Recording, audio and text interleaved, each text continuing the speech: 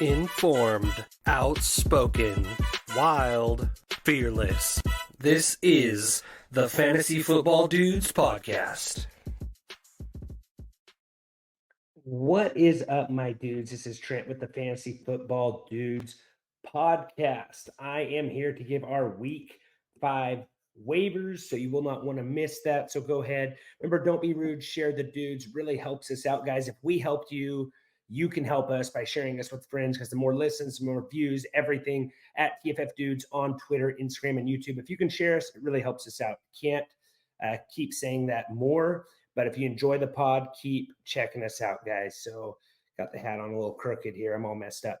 So anyways, yeah, I'm wearing the Bucky shirt again. You know, I thought a lot of people said it was a good look, so I'm going to keep rolling with it. So I got the Cleveland Indians hat, Bucky shirt. Doesn't get more middle-class America than that. So, you know, we got some waivers here and just got back from a big trip, like I told you, and I enjoyed nice little lunch one day. And this is today's article. If you want the whole article, I'll give you the meat and potatoes here on YouTube and on the podcast. You want the whole everything, the whole enchilada, all that stuff, a lot of food references today, I might say. You need to go over to www.thefantasyfootballdudes.com, get this whole waiver list sent directly to your email at midnight. And it's really good. Midnight Pacific time. So not sure where you're listening, but yeah, this thing will go boom right to your inbox first thing. And it has everything. So you won't want to miss it. Got all the stuff right there in your inbox. You can see all the players, everything. But this past week, I enjoyed some fancy dining at the famous Miss Wilkes restaurant in Savannah, Georgia. And basically, it's family style. Y'all sit down, 26, just lots of side deals. And I'm going to bring this all back into football like I always do, guys. I enjoyed the dining at the famous Miss Wilkes in Savannah, Georgia this past weekend. While we had heard all about the raving reviews about their fried chicken, the daunting task, though, of that 2-hour wait really left us wondering if any fried chicken was worth that. Despite the skeptics in our group, my uncle and me, we held our place in line. We would not budge. We would not move. We were going to have that fried chicken and all those delicious side dishes. So after enduring that 2.5 hours, we were rewarded with a feast of fried chicken accompanied by mouth-watering sides, including mashed potatoes, collard greens, grits, and corn, a whopping 26 side dishes in total, fit for royalty. Was it worth the wait? Would I do it again? Absolutely. Now, in today's fast-paced world where many crave instant gratification from the likes of fast food, it's rare to find something worth waiting for. The same impatience has crept into the realm of fantasy football. We underestimate the recovery time needed for Joe Burrow's calf strain, and it's become more and more evident that he's been playing through discomfort. In hindsight, it might have been better for him to sit those first 4 weeks like Jamar Chase insisted he did, instead of playing through the discomfort.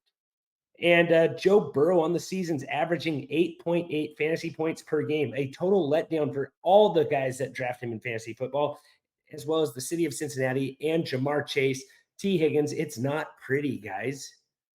Patience. I've been bombarded with questions about Burrow versus Stroud or Burrow versus Stafford or Burrow, almost anybody. And like a year ago, you wouldn't think twice about that. And I've been sticking to my guns like, hey, you got to play Burrow. There's no way you can handle Burrow going off on your bench. Like if Burrow went off and he was on my bench and I lost because I didn't play Joe Burrow, I'm going to be mad. So I've been saying, play him. We're now to the point where I think we got to let him prove it to us. I'm not sure how he's doing with this calf injury.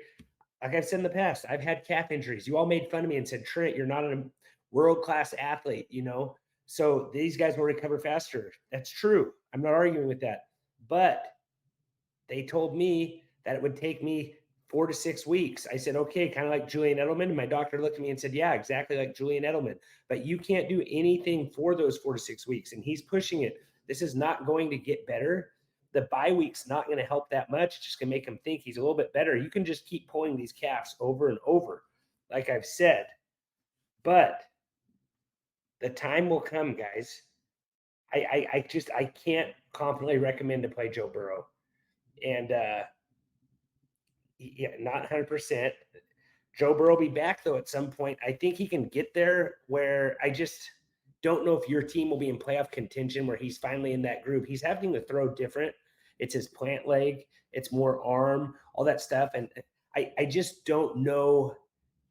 I don't know if your fantasy team is going to be able to make playoffs if you hang on to Joe Burrow this whole entire time. You're going to have to be patient, though. I believe Joe Burrow and Trevor Lawrence, I think both of them will finally get back that fantasy relevance, but I think we want to wait for them. Let them prove it to us, okay? And some guys that are doing better in fantasy football than Joe Burrow. Quarterbacks with fewer fantasy points than Josh Dobbs after 4 weeks. Jared Goff, Joe Burrow, Trevor Lawrence, Dak Prescott, Deshaun Watson, Daniel Jones, Matt Stafford. Bad list, okay? All those guys got drafted. Josh Dobbs didn't get drafted most likely in your fantasy league unless you're in some kind of super flex. So, yeah, that is really bad. Again, quarterbacks with fewer fantasy points than Josh Dobbs after 4 weeks. Jared Goff, Joe Burrow, Trevor Lawrence, Dak Prescott, Deshaun Watson, Daniel Jones, and Matt Stafford. Now, I'm a little frustrated and I'm a little hungry after all this talk, but for better fantasy football performances, let's explore some top waiver wire additions for week 5. Below are my favorite waiver wire options with roster percentages below 68% on Sleeper. If you want the ultimate fantasy football experience, consider switching your league to Sleeper today. They also have some exciting picks and plays. Use promo code DUDES100. They'll match up to $100. Rankings are half point PPR, and we're done with the help of PFF.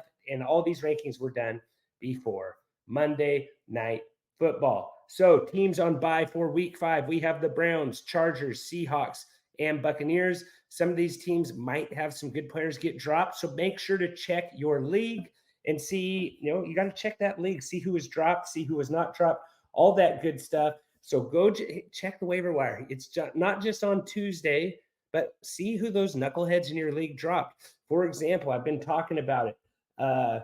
Jackson Smith-Njigba, he did not have a great game on Monday Night Football. Let me just double check here. He had 2 fantasy points. The Seahawks are going on to a bye.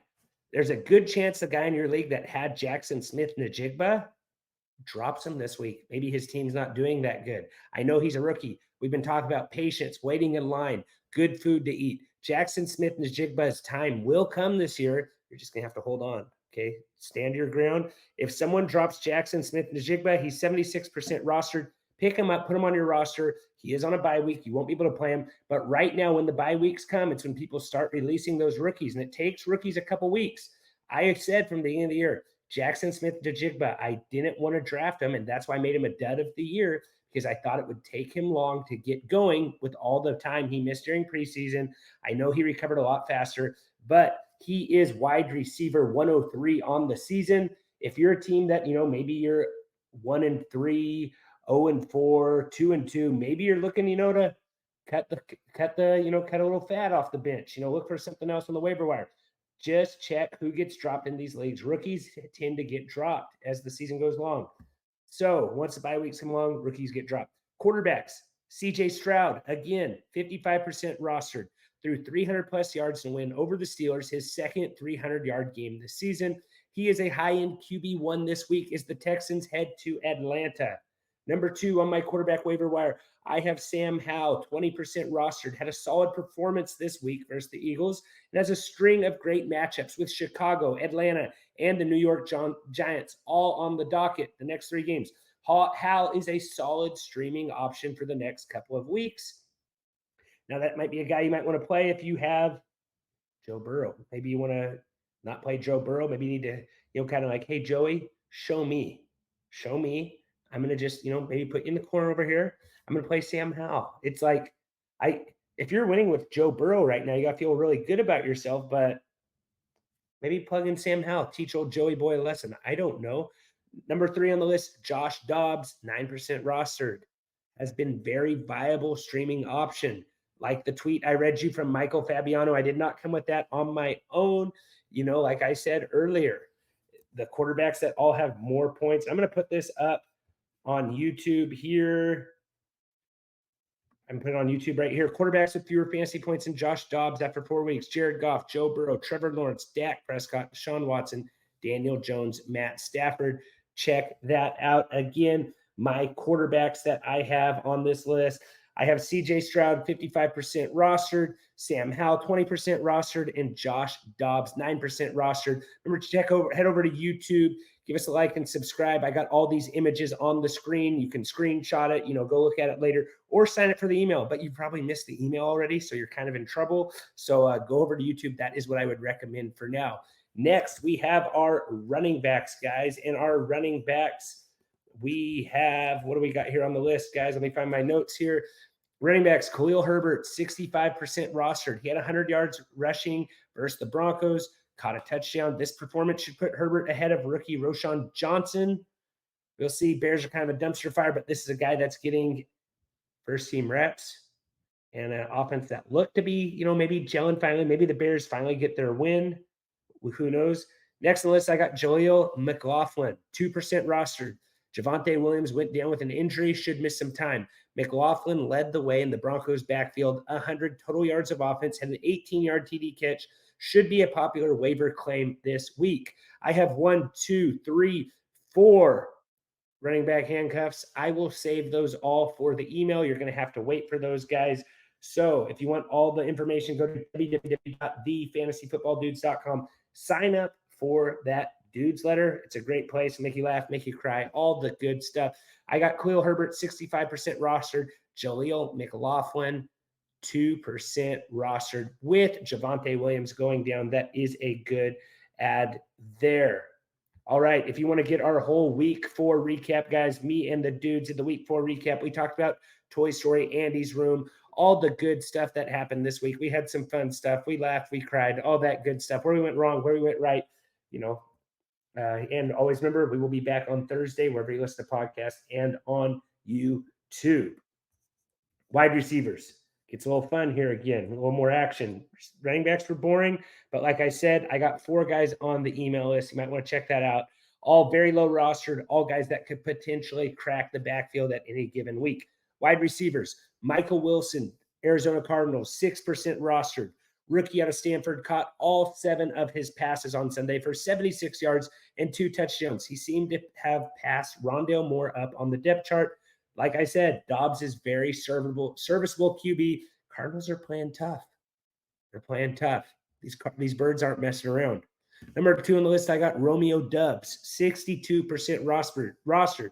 Despite the return of Christian Watson, Doubs was still Love's favorite target last Thursday night. He has a good matchup this week versus Las Vegas. Number 3, Jameson Williams, 53% rostered. NFL reinstated Williams after changing their gambling policy this past week. He is eligible to return this week. Might not play him. They might ease him into the scheme, but Jameson Williams deserves a spot on your roster, guys. So go add Jameson Williams. Looking at the whole wide receivers that we had, I have Michael Wilson, 6% rostered. Romeo Doubs, 62% rostered. Jameson Williams, 53% rostered. Now going over to my favorite part of this episode, the tight ends. I always enjoy looking in over at the tight ends. And the guy that's been on the list the whole entire season, Jake Ferguson, 51% rostered. Dallas Cowboys tight end. Dak loves throwing to the big guys. There was a play on Sunday's matchup that Ferg got absolutely demolished, but he held on to the ball. He's getting better each week. Tough matchup this week against the 49ers, Dallas Cowboys 49ers, old 90s throwback. Should be a lot of fun. Definitely will be watching that game. I still think you can play him in this matchup. Don't worry. Eventually, he will not be on this list anymore. He is tight end 8 on the season. Cole Kmet, number 2, 57% rostered.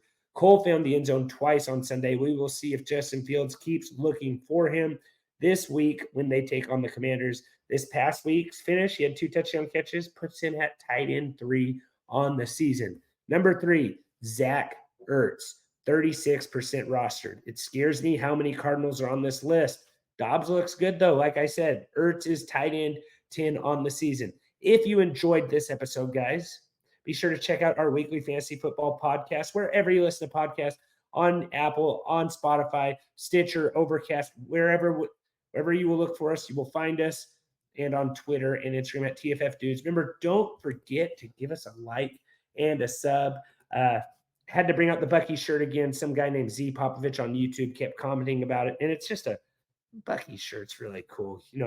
But we will see you on Thursday with all of our week 5 matchups, start, sits, all that good stuff. Guys, if you have any questions, leave them on YouTube. I'll be sure to get back to you. Shoot us a message on Twitter, like I said. And remember, waiver wire. What's the most crazy thing that happened in your league? Embarrass league mates, guys. Put them out there. You can win a free t-shirt. So remember, don't be rude. Share the dudes. Give us those crazy waiver wire ads. And as always, take care. This has been another episode of the Fantasy Football Dudes podcast. Remember to rate, review, and follow. For more information, go to www.thefantasyfootballdudes.com. And remember, we are sorry for absolutely nothing.